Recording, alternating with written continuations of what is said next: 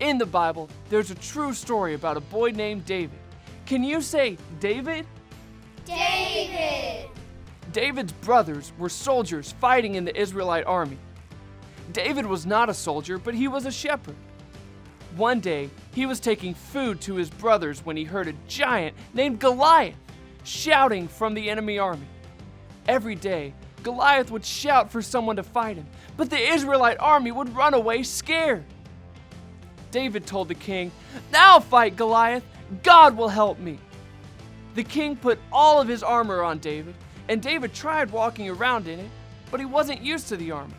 So David took it off because he knew that God would help him. Then David took his slingshot, went down to a stream, and picked up 5 smooth rocks.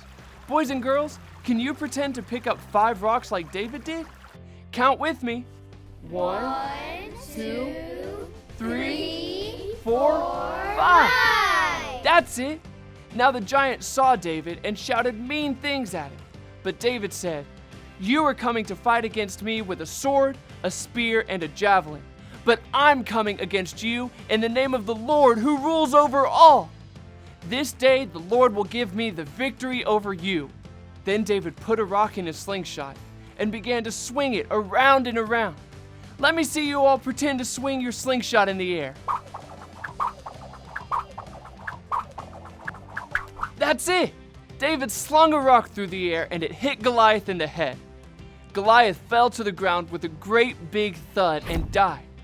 David had victory over his enemy because instead of using the king's armor, he relied on God's power. We can all have the power to fight against anything that comes our way when we put on God's armor.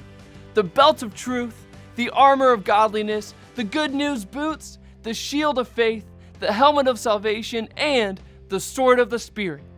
Every time we put on God's armor, we have the power to be an everyday hero. So let me hear you say this after me. Put on